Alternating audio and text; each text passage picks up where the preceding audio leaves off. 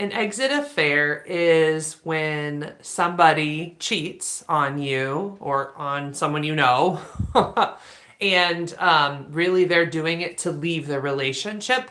The hard thing about an exit affair is that most people couldn't identify that they're in an exit affair, like because it's more of a subconscious choice.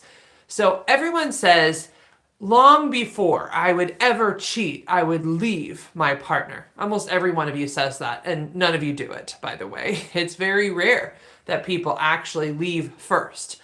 More often, what people do is they exit the relationship in their minds. So imagine you've been asking your partner for change again and again, and they don't listen. They do nothing. They never make you a priority. They never put you first. So it just keeps repeating itself over and over and over again until finally your heart slowly shuts down and you have exited the relationship even before leaving it. And that's actually what most people do, is they shut down in a relationship. And how affairs happen is two people in that heart shutdown space cross paths.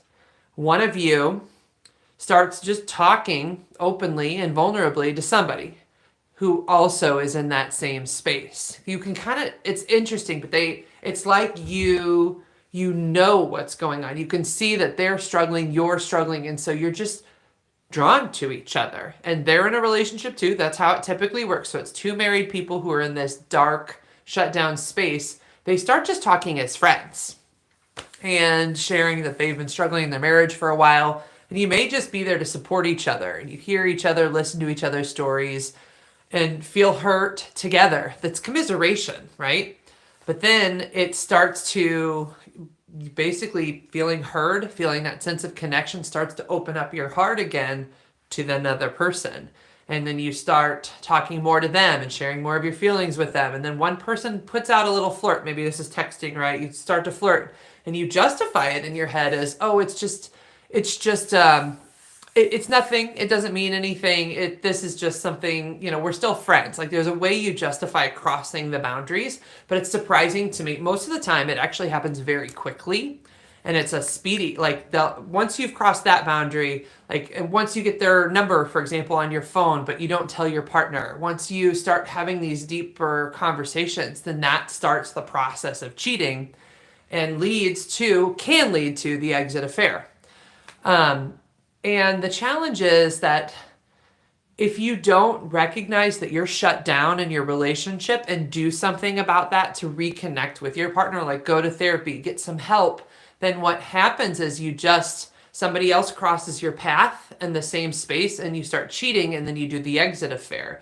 And whether or not you can come back from that exit affair has to do with how far out of the relationship you are. When some people cheat where they're so far gone that they really don't care if their partner knows or sees that they've cheated, then what will happen is that becomes the exit affair that ends the relationship.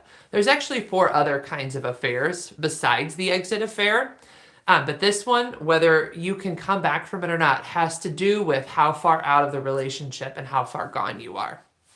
I do have a book, Helping Couples Overcome Infidelity, a therapist manual. You can get it on Amazon if you're interested, or if you have some infidelity issues going on in your relationship, please get it because it's for clients or clinicians.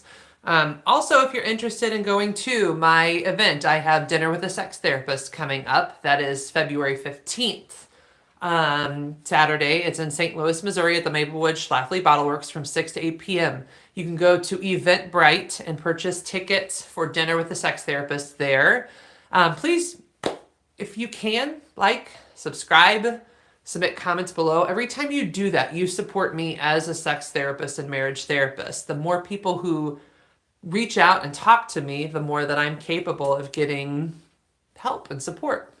So, thank you, and hope you do well.